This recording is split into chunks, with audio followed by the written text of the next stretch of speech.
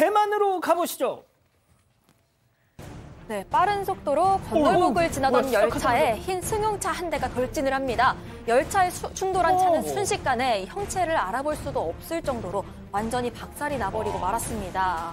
그냥 들이받았어요. 네, 사고를 목격한 행인이 차 문을 열어서 운전자부터 살피는 모습입니다. 어떡해.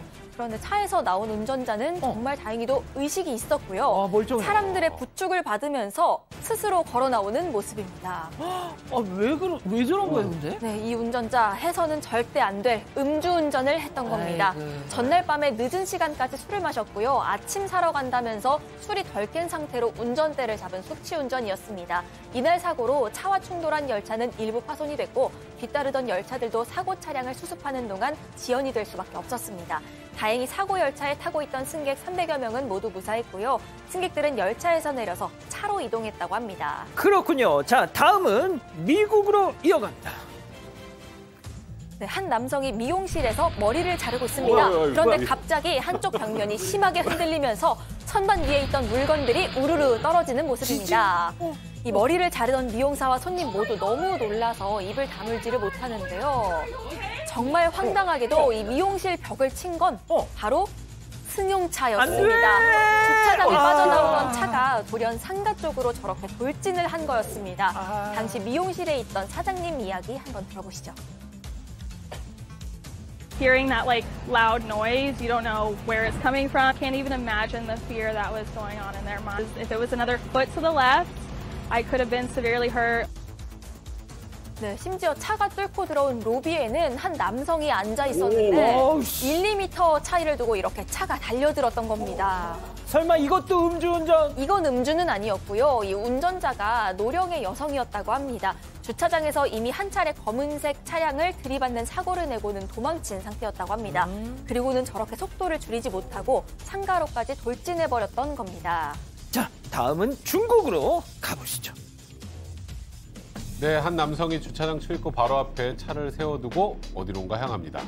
그런데 운전자가 떠난 이 승합차 조금씩 슬금슬금 네네네 뒤로 움직이기 시작하는데요. 설마 운전자 전혀 눈치채지 못한 것 같아요. 뒤돌아봐, 빨리. 차는 그렇게 천천히 들어갔어. 주차장 내리막길을 향해 후진을 하고 있습니다. 안 돼. 네, 바로 옆을 지난 남성, 저 남성도 전혀 신경 안 쓰네요. 안 돼. 네, 승합차는 결국 내리막에 다다랐고 속도가 붙어 주차장 안으로 쭉 들어가고 맙니다. 안 돼. 주차장 안으로 들어간 네, 모퉁이를 들이받고서야 저렇게 멈췄습니다. 그리고 충돌하면서 트렁크 문이 열렸는데 그 안에 있던 물건들 와르르 쏟아져 버립니다. 뭐가 또 저렇게 많어 또. 더 큰 문제는요. 주차장 사방팔방으로 떨어진 이 물건들 바로 배송해야 할 상품들이었다고 합니다. 아이고야. 운전자는 배달 기사였고 잠시 차를 비운다는 게 그만 사이드 브레이크 올리는 걸 깜빡했던 겁니다. 자, 배달할 물건들 난장판이 되었지만 그래도 다행히 다친 사람은 아무도 없었다네요. 자, 계속해서 중국 이어갑니다. 네, 노란색 헬멧을 쓴 여성, 전봇대를 내리치면서 좌절하고 있습니다. 발을 동동 구르네요. 근데 자리에 주저앉아 오열합니다. 왜 설마 실현당했나? 이 영상에 올라온 SNS엔 안타까운 사연도 함께 적혀 있었는데요. 가정 형편이 어려운 학생이 용돈을 벌기 위해 배달 일을 시작했는데 그만 오토바이를 도난당한 겁니다. 아이고, 이런. 잠도 줄여가며 열심히 일을 했는데 얼마나 서러웠겠어요. 세상에. 이런 사연에 누리꾼들은 너무 안타까워하면서 이 학생을 위해 기부를 하자는 이야기까지 나왔다고 합니다. 아니 도와줘야죠. 아니 도와주고 그놈 잡아야지. 그렇죠. 빨리. 경찰도 그래서 가만히 있을 수 없죠. 오토바이 도둑을 찾기 위해 수사에 나섰는데 수사 도중 충격적인 사실이 발견. 뭐요? 이 모든 것들이 거짓. 진짜. 전부 자작극이었다는 겁니다. 여성을 포함해 일당 3명이 SNS에 좋아요 조회수를 위해 꾸민 가짜 영상이었습니다. 쟤 지금 연기하는 거예요, 그럼? 네, 그렇죠. 4월부터 각종 가짜 영상을 만들어 오던 이 일당. 이번 일로 정체가 탄로나 공안당국에 딱 잡혀버렸습니다. 아유, 자, 마지막 픽 주인공 동물입니다. 또 중국이네요. 네, 코끼리 우리 안에 분홍색 어린이 신발 한 짝이 떨어져 있습니다. 아이가 코끼리를 구경하다가 그만 떨어뜨렸던 건데요.